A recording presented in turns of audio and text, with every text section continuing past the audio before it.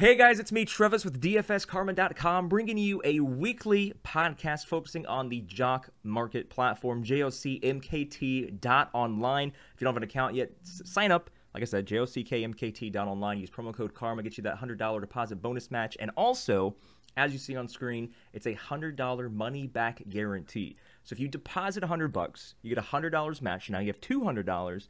And if you spend 100 of that, which you shouldn't because that's 50% of your bankroll, which is not wise. But in theory, if you spend $100 of that in an NFL market, whether it's tonight's market for Thursday Night Football, the kickoff that's happening tonight, or if you're watching this afterwards for the main Sunday slate, if you lose $100, they will actually refund you up to $100. If you lose $25, they'll give you $25 back. So this is a no-brainer situation. They know there's a slight learning curve when it comes to this, which is why they partner with companies like myself here at DFS Karma to help kind of educate you guys on how to play and how to win. I believe I'm pretty high on the ranking list. I'm not sure exactly where I am, but I know I'm pretty high up there. I done an amazing NFL season where I took $0, just grinded free rolls, built a minor little small bankroll, and then started doing the main cash markets, the real money stuff, and took $0 into 5K over the NFL season. You can't see him right now, and you didn't see him last year. All you saw was a picture of a dinosaur. But we do have T-Rex on this podcast again, joining us this year for the Jock Market podcast, which I now coined as Scoopin Shares. If you love it, let me know in the comments. If you hate it, I don't want to hear about it. It's great. It's gonna work. But we have T-Rex here, and for many, many reasons, we're not going to see his face. For it's potentially legal concerns. Is that correct? What are all of the reasonings that you are willing to admit as to why we are hiding behind the dinosaur yet again? I say it's kind of like winning the lottery. Everybody wants a handout. Yeah. And I don't, when you have won as much money as this man had, not just in, you did pretty well in NBA, as I believe as well. But if you won as much money as this guy has, you definitely don't want people knowing about it. Just like winning the lottery. This guy's the #1 player on this platform, and we got him on this podcast here. So before we go into anything specific for tonight's Thursday Night Football slate, for anybody that watches this before it locks, or for the Sunday main slate for people that watch it after, is there anything, kind of an overview, whether it's Jock market in general, Jock market strategy, or just kind of like a season outlook that you want to divulge and bestow upon the listeners and the watchers before we begin? Of course.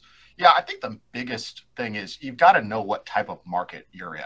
The single game slate markets are very small. Your main slates are very large, and the valuations, or the payouts, they call them valuations, but the payouts per share differ wildly depending on how big those slates are. $25 is always for first, but in some of the larger slates, right, you can get, $8 back, if you're down to, I think, 20th.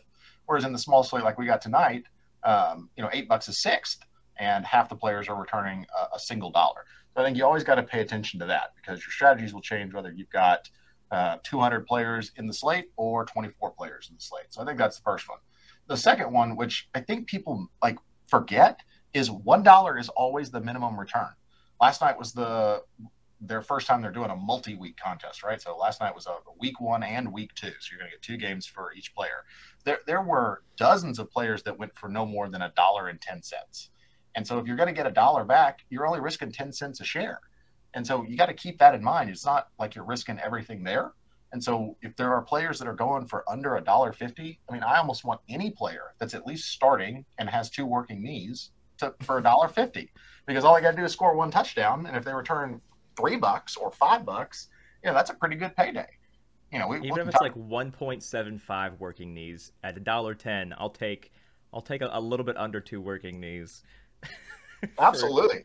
In small slates, if it's $1.10, I'll take every share available, just because the risk is so low. And if that player does anything, I remember last year in a single game slate, I think I took almost every player except Christian McCaffrey, and he gets hurt in the first series.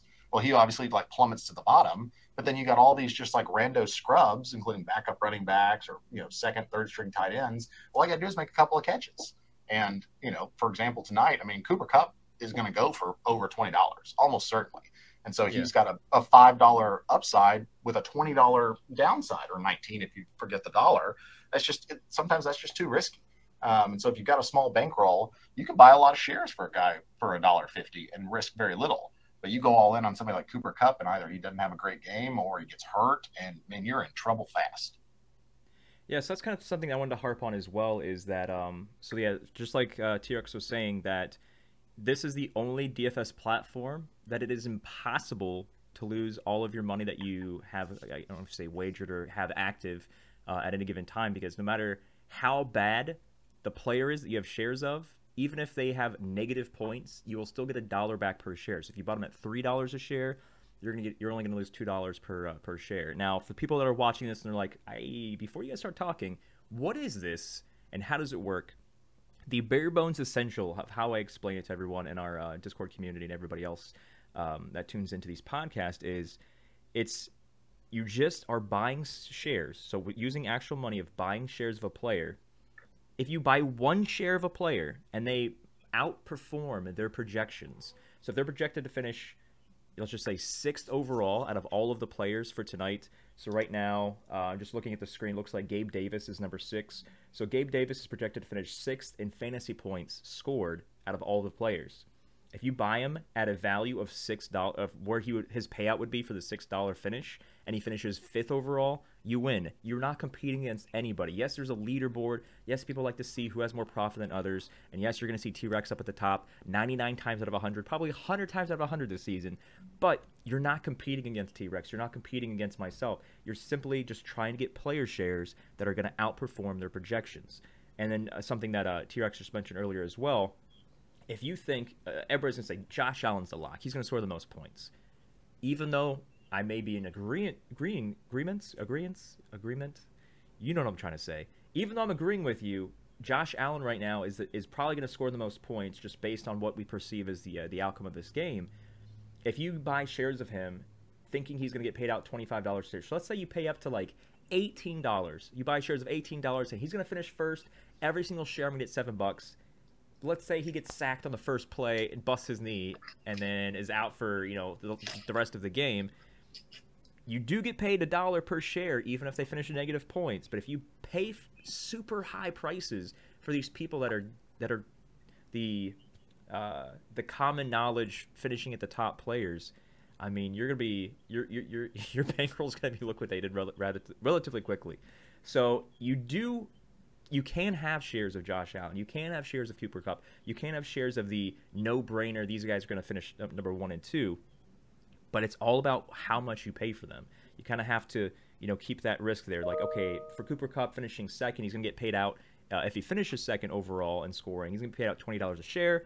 So on a single game slate, if I'm convinced he's going to finish in the top 2, unless, lightning strikes him, the most I would probably pay in that scenario was maybe, I think the most I go on Cooper Kupp is like $12 in a single slate. You're not getting him for $12. Well, I'm saying that's the most that I would pay, though. Yeah, I think that's right. I mean, sometimes first of all, right, it's football, right? People get hurt, and so that's the risk factor that's always there. But I mean, Cooper Kupp last year was just repeatedly at the top of the board, and I think while we got we're always hoping to pick up new players, which is great. There's enough players that played last year. Cooper Kupp's going to go for a lot of money. Now, that's because he might finish. He's probably the most likely to finish first. One thing that I always tell people, depending on whatever DFS you do, right, you always got to check the scoring. And in Jock Market, it's, there's a -3 for interceptions, which is, pretty high compared to some other sites. And it's a 4, points for a touchdown. Patrick Mahomes last year, had some terrible games where he threw 3 picks, but threw 2 touchdowns and didn't finish very well. And so you always got to keep the scoring in mind. It is a PPR. And so somebody like Cooper Kupp is a huge draw just for, underneath passes. I mean, the guy can catch 11 balls and for 115 yards, and he's in great shape. But always keep the scoring in mind, whether you're going to do modeling projections or if you're just kind of doing it by hand. The points matter. Don't just think, well, it's Josh Allen. Of course he's good. He's going to score me a bunch of points in my season long. The scoring is slightly different, just like any other season long league. And speaking of the scoring being different, we actually last year we had a tool that we came out with called just a historical tool where it shows all of the player performances via Jock Market scoring, like everything that they've done over, you can say like the last 1 market, the last 2 markets, 3 markets, 4 markets, and you can kind of see just a historical data performance based on what was the average cost of them in a main market. Main market, of course, being these main slates have all of the games in them, like a Sunday 1 p.m., Sunday 4 p.m. collectively. main slate. So you can see, okay, in the last 3 times this player was here in this main slate, meaning they're not doing any Monday night, Sunday night, or Thursday night game, what was his average price? Okay, what was his average performance? As you can kind of see those things. So that tool is free to view. Just go to dfskarma.com. It's in the Jock Market drop-down menu. This historical data table. Nothing creative for that name. But we did just drop a new one, and I don't know if I have a creative name for it yet, but it simply pulls in. So if you see on the screen right now, Jock Market has their own projections based on their scoring, based on their, I don't know, their own algorithm, I guess, where a player should finish in fantasy points scored. So this algorithm that they have that spits out that result is not the same as Karma's algorithm. So what I realized, which is how I won most money last year, is that I just compared what are they valuing way too high, what are they putting way too low on projections, and where's the biggest gap of difference from what Karma is saying is going to happen to what Jock Market's projection is going to happen. So so if you haven't watched any of these, and like I said, if you're new to Jock Market, make sure you watch these every single week. We drop them out. Make sure you're in the Discord channel. Just go to dfskarma.com/chat. There's free Jock Market channels. You can ask as many questions as possible. Whenever T-Rex is in there, he's more than happy to answer questions. I try to educate as much as possible on my own end. T-Rex and I have different strategies because T-Rex's portfolio is very robust. He likes to get a lot of shares of a lot of players. And what I like to do, what I found the most success with, is what I call single player sniping, where I try to find, okay, I look at all of the rankings. When I say rankings, I mean, you see Cooper Kupp is ranked to finish number 2nd, Stephon Diggs finished ranked number 4. So I look at their rankings based on their own fantasy points algorithms, saying, okay, this player, based on our projections, is going to finish 5th overall, Allen Robinson. So I would take that number, that rankings list, and then I look at our projections portal. I look at our lineup optimizer, and I say, what's the biggest difference?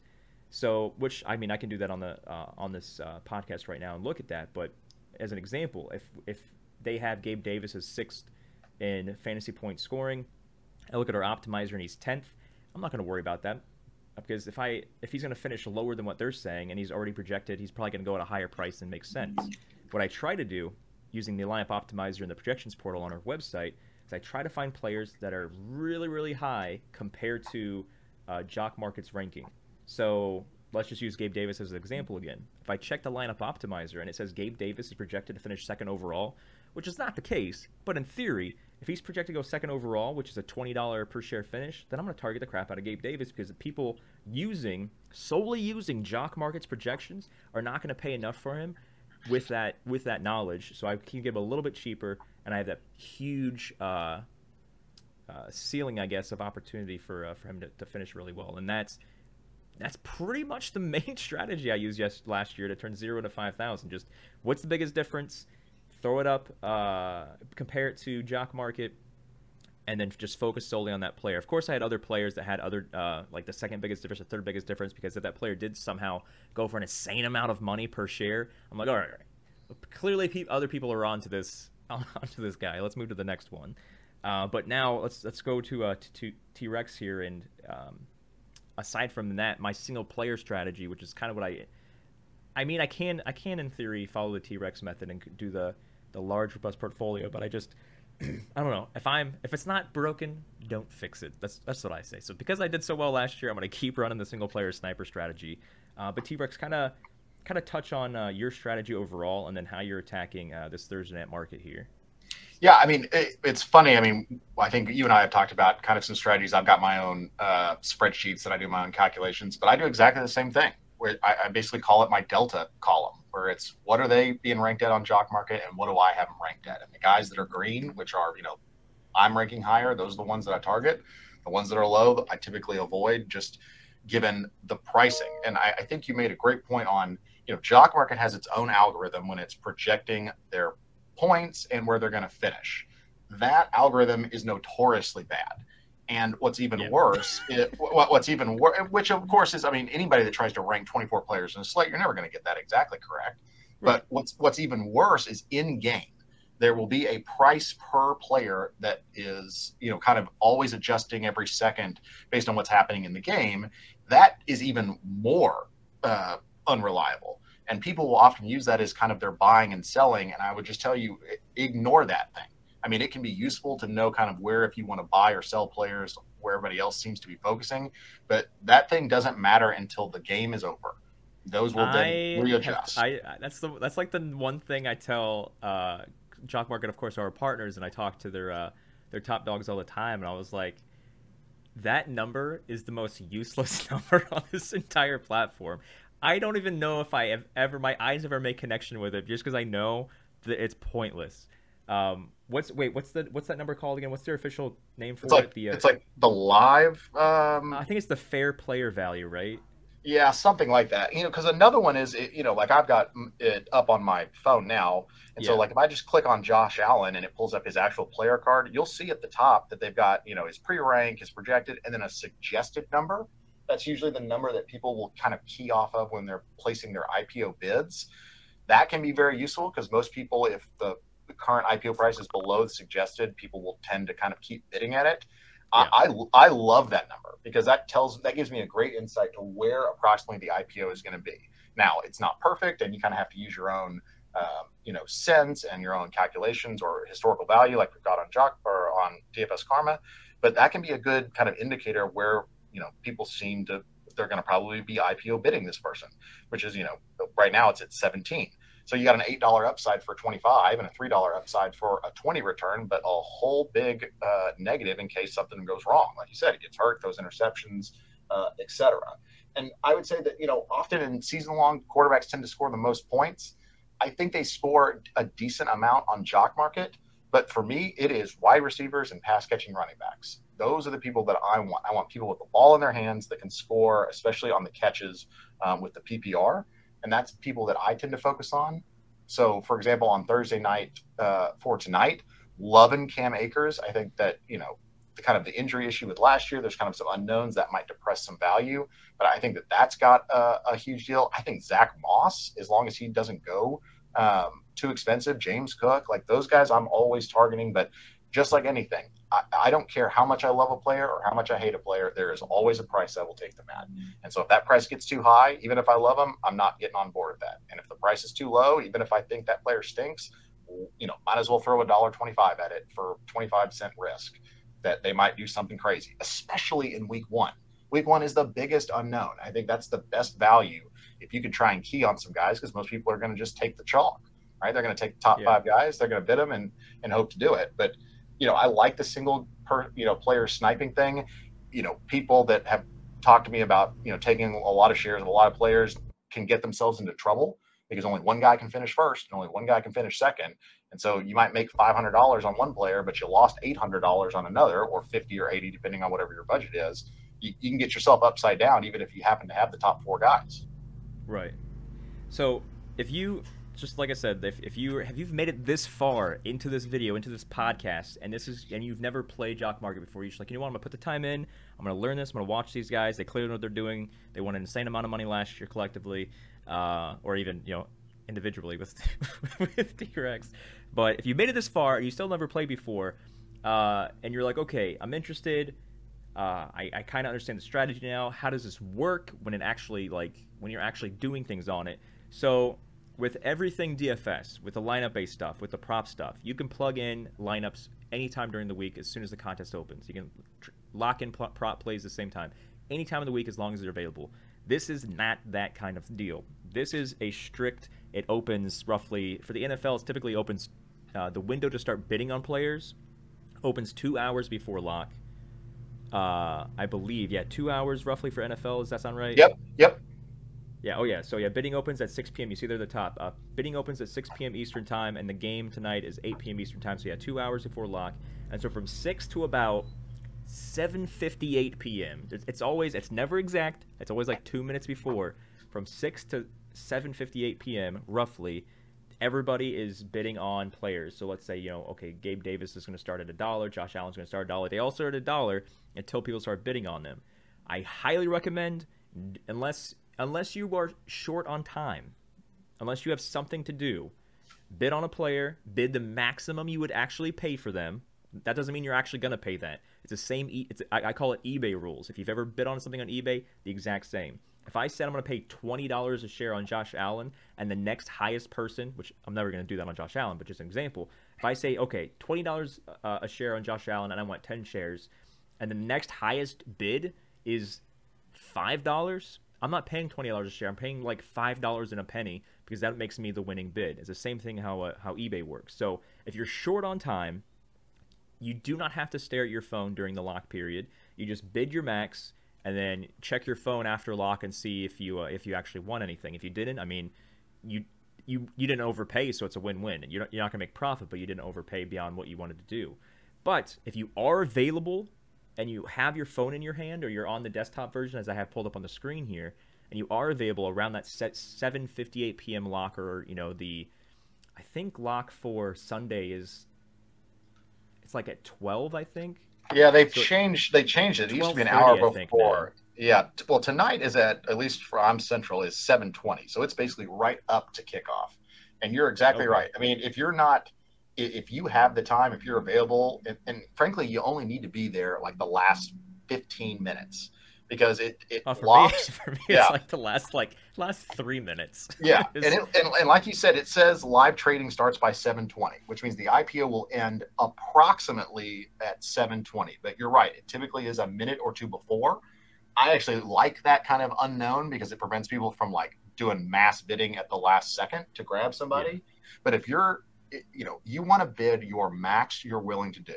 Even if you look and there's 3 minutes until, or let's say it's 5 minutes until lock, and Josh Allen is only at $5, don't bid $6, because all you're going to do is get a bunch of notifications when you get outbid, because you're going to get outbid. Then you got to get back into the app, got to get back in there and make more bids. It's just, I'm telling you, it's a lot easier. Just put your max bid in. It ties up money, but you get refunded if you either don't get the player or if he goes for cheaper. But it is a mad scramble in those last 5 minutes. And so, I used to get in and bid early, and all that ended up doing was pushing the price up of a bunch of players, which actually brings us to, I get this question a lot. How many shares are available for each player? That is not posted, and there is a finite number of shares. It's the same for every player that's available. This is what Jock MKT has told me, and I have no reason to think that it's incorrect. However, as you get close to lock, additional shares will be added. And it's there just to kind of help balance the supply and demand of it, because they don't want it to get, I think, out of control. So there is a trick. You have to have a little bit of money, but there is a trick. They've changed it a little bit, I think, to make it harder.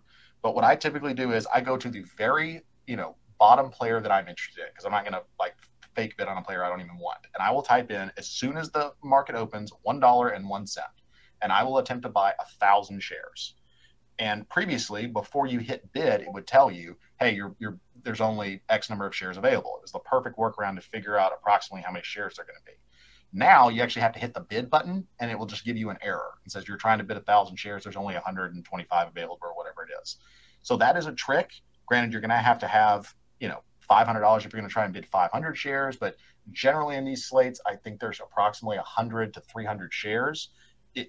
They are obviously kind of dependent on how many people are active, how many people are bidding. Last night in the week 1 to week 2, there were 250 players available. So that is the most I've ever seen. Typically a main slate's like 100 or 140. Last night, I think there was 130 shares available to start. That probably got up to 200 as it got close to lock. But that can kind of give you an idea of how many shares are out there, because as you noted, it goes to the highest bid. And so if there is 100 shares available and you've got a lot of money, or you're somebody like me that wants to take a lot of shares, and I try and buy 75 shares of them, the price is going up, right? Because I'm taking the 75 of those shares. Whereas if you're only taking 30, it doesn't push the price up as much, if that makes sense. If anybody's used to either just doing normal stock market stuff, or kind of how IPO bidding goes in general. So there's always the question of how many shares. That's the best workaround I've found. In the past, I sometimes will post in our great Discord channel, I'm seeing it's approximately X number of shares. I'm not sure if that's something they're intentionally trying to hide, but there is a workaround to kind of figure that out, which can be helpful for bidding.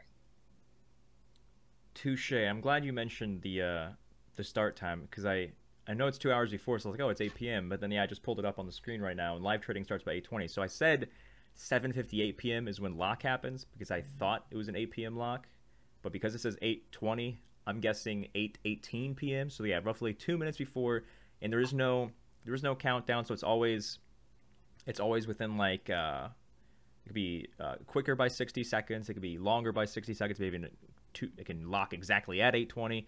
The reason that, as T-Rex mentioned earlier, the reason why that's not like a timing system that actually shows a countdown clock is because they don't want one single person having some bot that just scoops up everybody as soon as it hits like 0001 or whatever. So the unknown makes it something where like you have to put in a bid because you don't want to be too late on putting in a bid, which I'm sure T-Rex and myself have both thought we were gonna get like the best snipe ever, and then it's like, sorry, IPO locked, and you're like, no. Yeah, because I mean, especially on a main slate, I mean, you can find some guys that are still at $1, and you can go bid. You can go bid that 105 because you're right. It's only the main bid, right? If I'm the very first person to make a bid, and it's Josh Allen, and let's say there's 100 shares available, I bid for 50 shares for $20. That price, if I'm the only one that's bid, is still going to be $1, right? Because you got to have to kind of the cumulative effect of all the different bids. So that's another reason why you don't want to bid early, because you're going to get kind of sucked into this whole fantasy of, oh my gosh, I'm going to get Josh Allen for $1, and 1 cent. It's much easier to see it right before lock to kind of see where those IPO prices are. And that's even better for the players that are way down the slate that are, only going for $1 or $1 and change. Another reason why they do the lock at kind of a vague or unknown time, because otherwise I would just be buying every player for $1.10 at the lock if I knew exactly when it was going to close. Yeah, and then so there's a lot of, I mean, and all you can go back and watch all of last season's podcast that T-Rex and myself did, and you can see, I mean, we kind of every podcast is like a little sprinkle of new strategy and stuff. So again, to explain how this game works for the people who have never played this and have made it this far in the podcast, first off, congratulations, you're putting in the work to learn how to win money. What I don't like is the people that I post this in the Discord like a month ago, maybe September 1st, I don't know what it was, maybe a month ago. I don't know. I said, oh no, it was when preseason started. I go, this is the time to learn how to play this contest because there's free rolls. They're just giving out, like, what was it, $500 free rolls or $250 free rolls? $250 free rolls every single day there was a preseason game. That was your time to learn how to play because it's free. You just play around. Okay, hey, I won some money. We had people that were learning for the first time that won some money, added some to their bankroll. Because once it gets to week 1, people are like, that I know were in our Discord, that I know had the access to stuff. They're like, oh, how do I play? I'm like, no, like I told you to start learning now. Like, but at the same time, yes, I'm still going to teach you how to play, but you have to put in the time. You can't just be like, oh, this sounds interesting, show me what to do. Like, it's not something where you just give you an entire lineup and you plug it in DraftKings and win $100,000. It's something that there is a learning curve. You have to actually put in the time to learn. But luckily, even during the season, there are still free rolls to still play around and learn with that as well. But yeah, like we don't need to spend this entire podcast going through strategy because we're gonna be doing these quite often, trying to get one out every single week. So let's just kind of focus on more on this market tonight, which this podcast is going to be live. But if you do catch this after Thursday Night Football, if you could watch this after lock or Friday or Saturday or Sunday morning, we will kind of try to throw some Sunday stuff in there as well. But this is mainly kind of a learning process, understanding how the top people on this platform are winning, what they're doing strategy-wise, and then going from there. So that being said, I will literally show you right now verbatim on screen what I'm going to be doing for tonight's market. A strategy thing that I wanted to throw in there, and I've mentioned this a few times, and I don't know if I should be sharing this because it probably hurts me in the long run in terms of me playing because we're all in the same market together, is we were talking before, if you're able to be on your phone at lock, I do not bid whatsoever before roughly maybe the earliest 3 minutes before lock. 3, 4, maybe 5. But very small amount of time. I don't bid on anything. I'll go through and I'll, as T-Rex was saying, you like Cam Akers. So on this podcast, you saw me click that yellow star. You like James Cook, yellow star. Zach Moss, yellow star. What this means, and this is also in the app as well, this makes them a favorite. So, of course, there's a crap ton of players, especially on a main slate. But if you only have people you want to look at, you don't care about anything else because they don't hit your research spectrum, you just click that star and then go to filter and hit favorites, and it only shows you the people that you're targeting, which is huge for me because, like I said, I'm a single player sniper. I'll put 3 people in here on a slate, and I'm like, okay, who's going to give me the most bang for the buck based on where I see them finishing, or based on their difference from the Karma projection to the Jock projection, which I mentioned at the beginning of the podcast, is the new tool we're launching this year that actually just shows you the difference before, so you don't have to like stare at two tools at the same time. You can just go there and say like, okay, what's the biggest difference from karma projection to this projection and target there? So you're actually going to be bidding the same players more often than not that we're bidding. But the strategy thing I wanted to mention was when you're bidding near lock, what I do, and I don't know, like I said, I don't know if I should be sharing this because I feel like it's going to hurt me in the long run and benefit you guys, but never bid whole numbers. Everybody's brain is programmed. I don't know if this is because how schooling was in math class. Everybody is programmed to bid whole numbers. They bid $1, $2, $3. They do $1.50, $2.50, $3.50, or maybe even a quarter, because this is what we're used to. We're used to quarters. We're used to dollar bills. We're used to these things. We don't deal with pennies that often. We don't deal with nickels that often. And because this is the monetary thing, that's the same mindset that people have. Where a strategy that I've been doing for quite a while now on Jock is if your brain is telling you this player is at $5 and it's near lock and you want to get him and your brain is telling you to bid $5.50, don't. Do $5.51, do $5.52 because I'm telling you, I've seen this. This is every single market that I've been in. Everybody bids. Everybody that wants to bid at the exact same time, all of their brains are going to $5.50. Every single one of them, $5.50. If they bid $5.50, you don't get all the shares that you wanted. There's a chance you don't get all the shares you wanted because there's more people that are going to be outbidding you. But if you're trying to snipe the last second and you do $5.51 the same time that everybody else is $5.50, you win every single time. So yeah, I was gonna say I'm not really thrilled you gave that away because that's definitely what I do too. I mean, my favorite bid is 288. For like lower players that I want for anywhere under about 250. T-Rex is like, shut up, stop sharing this. Yeah, I do 288. I mean, I cannot tell you how many times I have taken a player at 288. Like I was looking at, because I actually hand put in all the IPOs just so I can track them over the season. I'm looking at last night. Patrick Mahomes went for $9.99 and Jalen Hurts. Are you saying you do 288 on players that are still at $1? Yes. Any player that's like. How like early before lock are you putting? Because that's a pretty big multiplier. That's what is that 2.88 multiplier. So how is that something you're putting in that lock? Yeah, probably about 10 minutes before lock because there are a lot of players. Okay. Yeah, especially like veteran players, right? What I usually do, and I think a lot of people follow this, is I go after my key players. In 10 minutes before lock, first thing I do is I go through my big players. But then as it's counting down, because again. Everybody that does this, I'm sure, is competitive, right? That's why you're doing this. You want to win. Yeah. Do not get sucked into the back and forth, right? You're going to bid your max because you're going to lose them. It's going to go up by 3 cents. You're going to go, okay, well, I can bid 5 more cents. You're going to bid that, then you're going to outbid again, and then it's going to have locked and you've lost time to go for everybody else. So what I do in the last 5 minutes is I go to the very bottom of the board and start looking at players that are still at $1 or under $1.25. I like how you're saying that because I'm actually the opposite. At crunch time, literal lock time, I am the one that's like, okay, like I'll have a number already in my head. Like this person's probably not gonna be worth more than $10 a share. Like it's not worth it for me to go $10 a share. And instead of just bidding like 10.01 or bidding the max, I will play the penny game, and I'll just be like another 10 cents, another 15 cents. So I don't think. Well, for me, because I'm focusing on like one player, that's fine. But if you're trying to get multiple people, you're wasting your time because that's clearly what T-Rex does not do. He doesn't just focus on one single player. And so yes, for how he plays with his massive, robust portfolio of players, it's very dumb because it wastes time, especially at lock when timing is crucial and because you don't know when exactly the lock's gonna close up shop. But for me, I actually enjoy the like a little bit here, nope, a little bit here, nope, a little bit here, nope. It is tedious, but I don't know. It's the fun of the game for me. It works for a single, 1 or 2 players if you're going to do it that way. But the value at the bottom of the board, right? Because I mean, you got a third string tight end and he catches a touchdown, he's going to be mid-table, right? And he's going to return $3 or $4. Right. And I think that's totally worth it on the upside because the risk is so low. But I think everybody can have their own strategy. I think, in this game, it's shares over players, right? If you get all the players, you're unlikely to make money. But if you get 2 players and you've got a whole crap load of shares, because remember, if you get $3 of profit on one share, but then you got 50 shares, right? So obviously you're multiplying it by 50.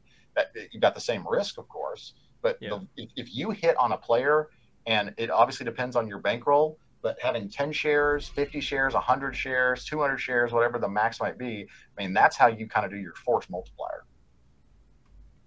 So I think I've said this a few times on the podcast. I'm like, hey, okay, so let's focus on what we're actually doing tonight, and then sprinkle in some Sunday things, and then all of these strategy things just want to keep coming out of my mouth. And the fact that the #1 player on Jock Market got mad that I shared something, that is a strategy that is very important when somebody on the podcast gets mad that you shared it.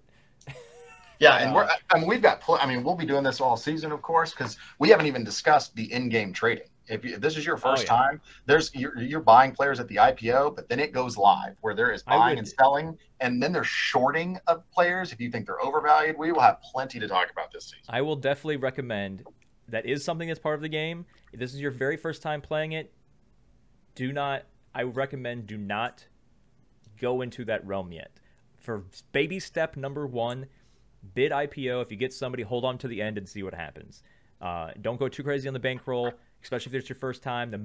Our Karma bankroll strategy is no matter what app you're on, whatever bankroll you put into that app, never ever risk more than, depending on the game type, 20 to 25% of your bankroll at any time. If you're going in and you put in like $100 for the $100 deposit bonus match, you have $200.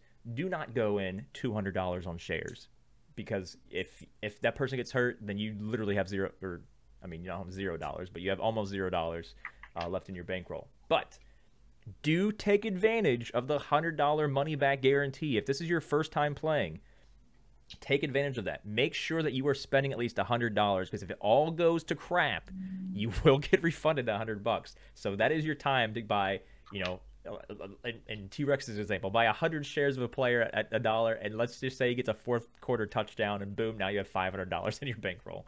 But yeah, so what I'm going to do first is I'm going to actually show you what exactly I'm doing for this Thursday night market. But yes, don't worry about the live trading stuff. We'll go on more than that as we go on, continue on the season with these episodes. Just focus on the IPO side. Try to understand, how the bidding process works. Put in a few bids. If you win some, fantastic. If you don't win some, that's fine. There's other markets. If you don't do the Thursday night football one, there's a Sunday football one. There's a Sunday afternoon football one. There's a Sunday night one. There's a Monday night one. There's always markets for you to be learning how to attack and how to make a crap ton of money. So let me pull up on the screen here now. I'm going to pull up the lineup optimizer.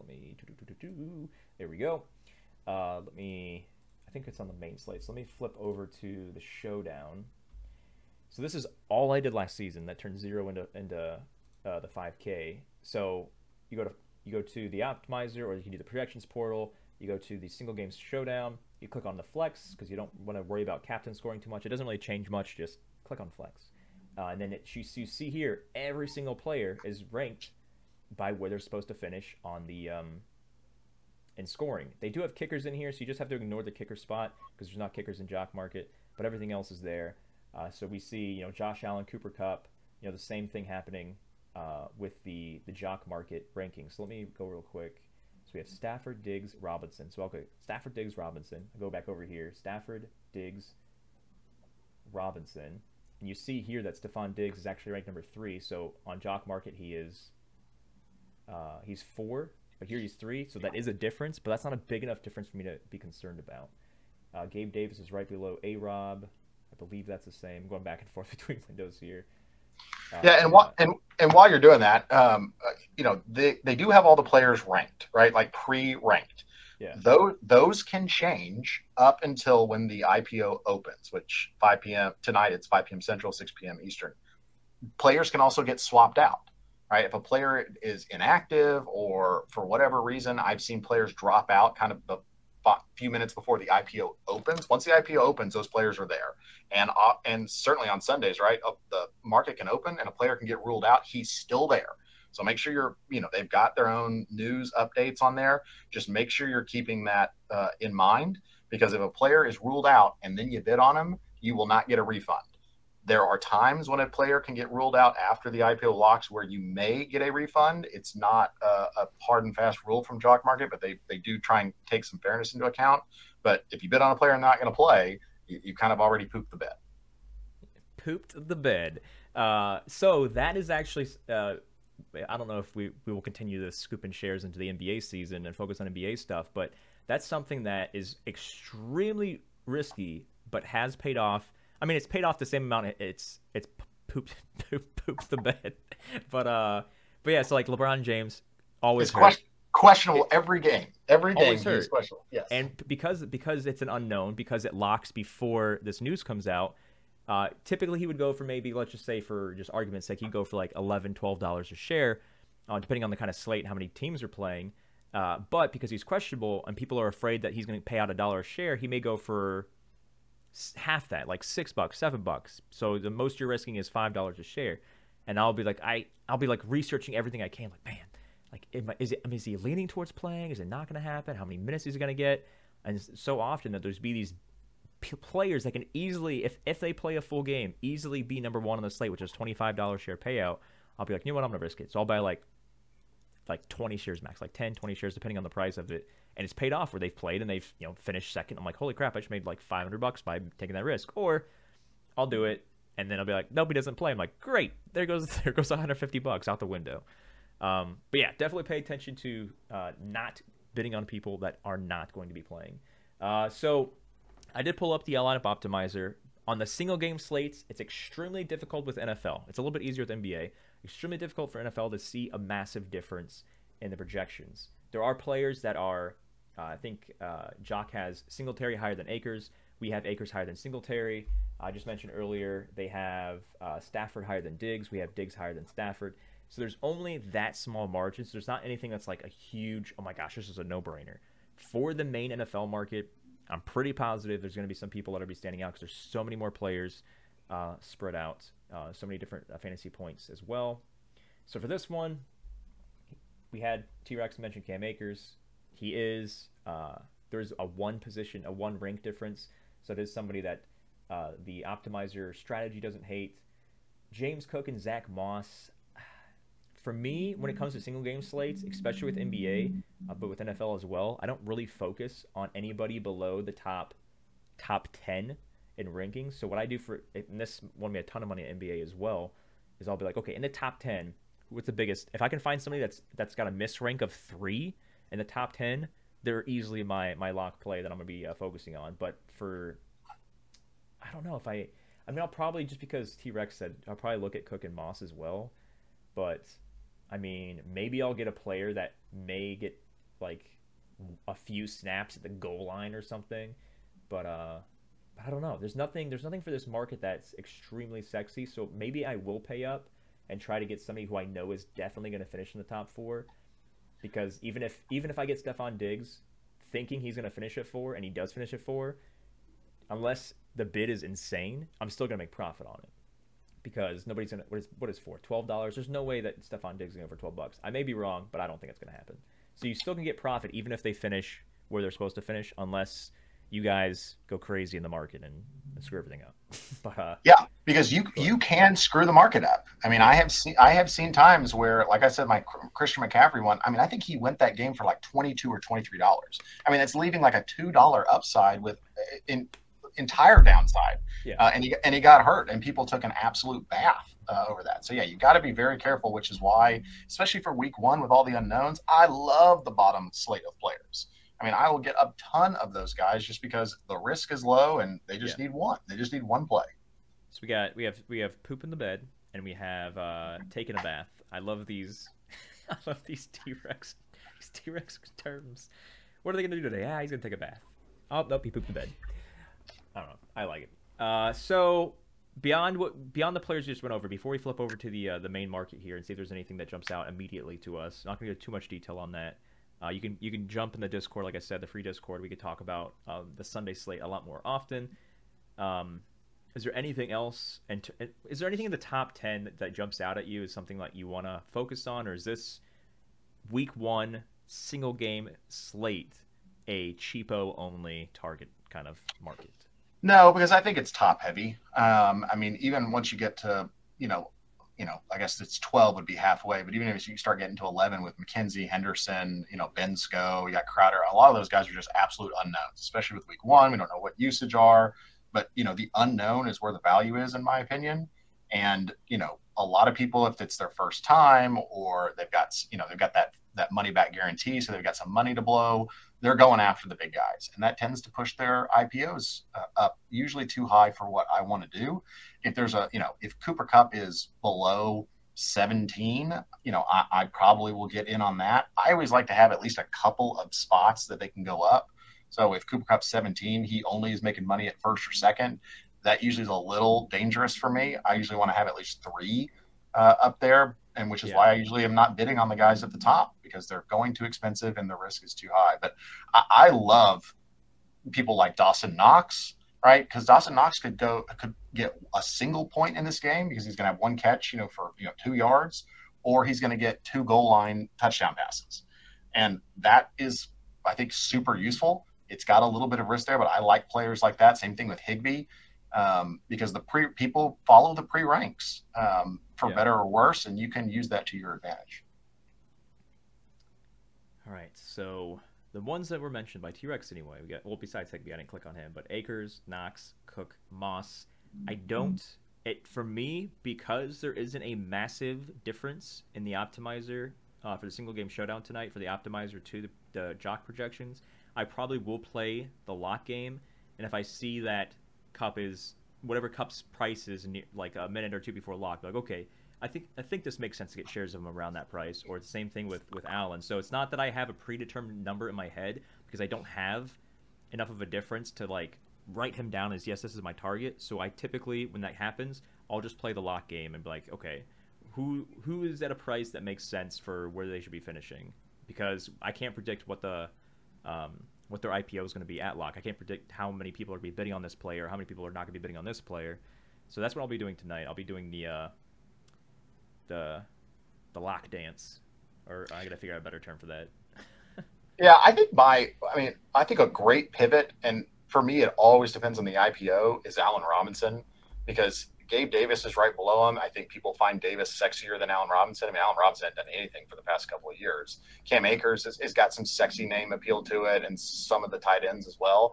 If Robinson's price is depressed, I'm probably going to have a crap load of shares of Allen Robinson, because if Cup gets covered up, which nobody really is able to do that, but if they've got to look somewhere else, Robinson is a perfect pivot on the opposite side of the field. I got you. Do you have the main slate pulled up by any chance? I can get it. So I'm trying to. So like I said, what I like to do first for my focus, just because there's so much more from first place and second place share wise. It's a $5 difference.